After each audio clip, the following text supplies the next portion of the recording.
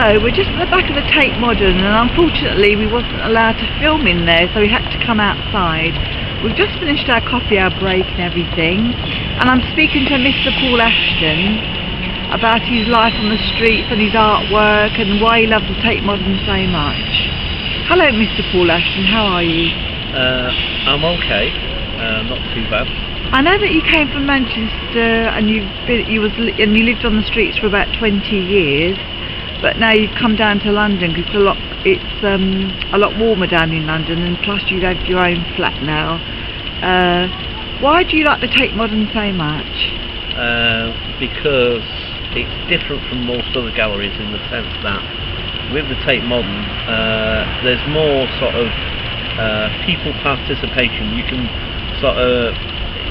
can almost do your own thing in there, unlike most other art galleries where you've got to walk around and not really speak, and it's got to be all quiet. And whereas in there you can actually run around and like a 2-year-old sort of thing. It's really, I like the Tate Modern. It's a really nice place. It's amazing space and all.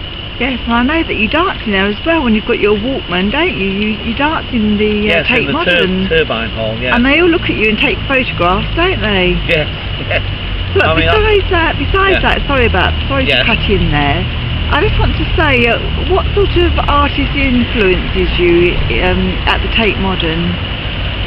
Well, they've got different artists at different times, but I like a lot of different types of artists. Jackson Pollock, I like some of his stuff. I like, I've forgotten his name now. Is that Francis Bacon? Well, some of his stuff as well. I know that you did a piece of artwork that is sort of similar, that you sort of emulated from Francis Bacon. You know, the screaming picture. Yes. I'm sorry, I'm not a connoisseur of art, so I don't really know much about the art. But yeah, I know that you do. So. Yeah, that one's based on a painting, a very old painting. I can't remember the name of the artist or the piece now off the top of my head, but it's one of the popes that's sat in like a throne type chair sort of thing, and he based it on that, and he did his version of it where the face is melting and screaming kind of thing. I can't remember what the piece is called now off the top of my head, but he based it on an original old painting. Yeah. Well, so what do you like about the Tate Modern so much? Is it all the sort of artwork, or do you like going in the cafes and the restaurants? And I like the whole building, the whole thing about it. I really enjoy the Tate. I just love the Tate Modern.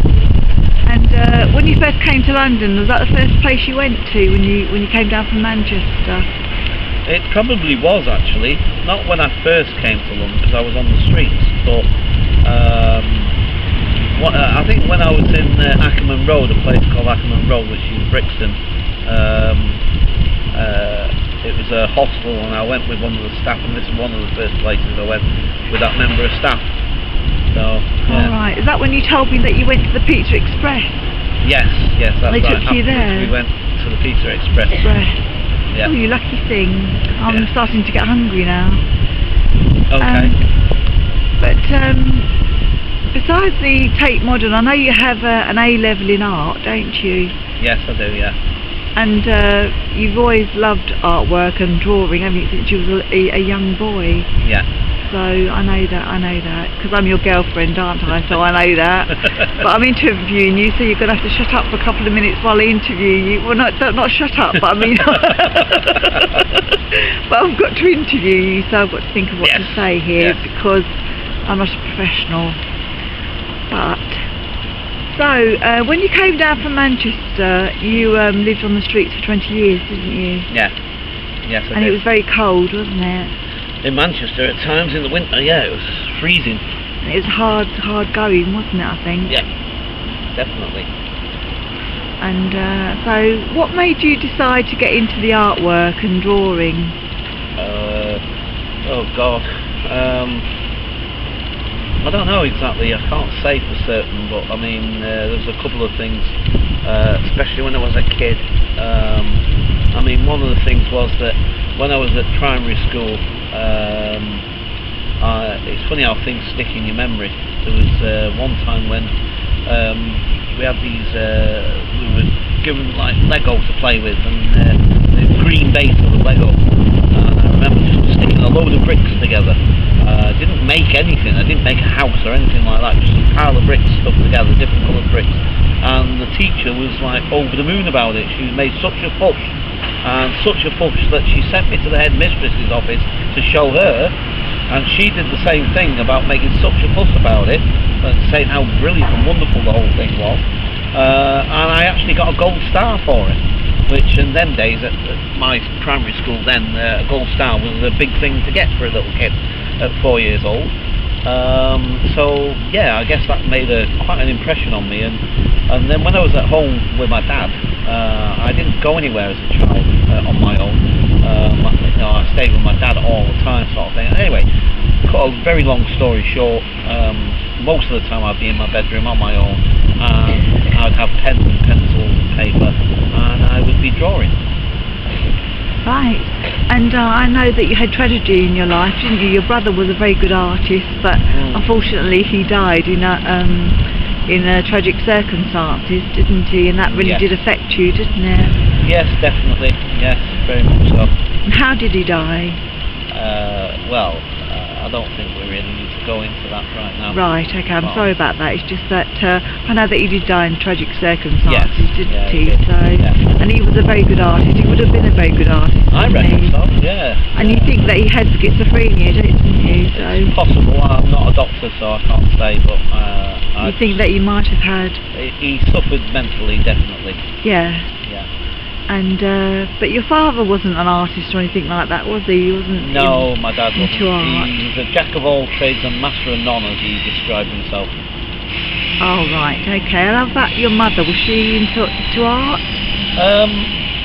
Not really, but funny enough, before my mum passed, she started getting into doing a bit of art classes and art drawing, and I saw some of her pieces, and she wasn't like any Van Gogh or anything like that, but she certainly had a bit of a talent there. So maybe you got it from your mother's side rather than your father's side. Yeah, quite possibly. And did your other brothers and sisters, did they love art, or was it just you and your brother, your older brother? Me and our kid, I think.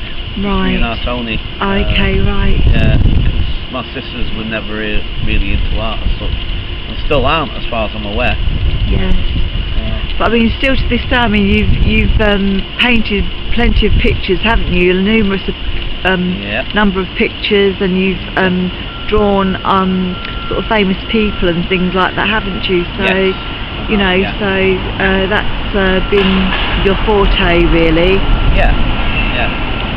But and I know that you sold a piece of artwork, didn't you, to was it Nolia's Gallery? Yeah, that was 2011, my first solo exhibition. That was here in London.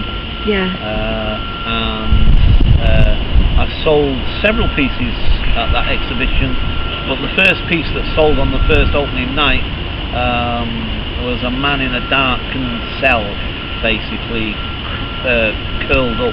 And that sold for £600. Oh, that's very good. And also, I know that you painted a couple of Bob Marleys as well, didn't you? Yes, there's still one sitting on my living room wall as we speak. And you sold one, didn't you, I think? Yes, so that went for about £250. Right, which I mean, I believe that it should have been sold for a lot more than that. Yeah, well, quite possibly. Some people reckon it was probably worth more than that. But yeah. Sometimes that's the way things go. You can't always get what you want. Yeah. So anyway, thank you for the interview, Paul.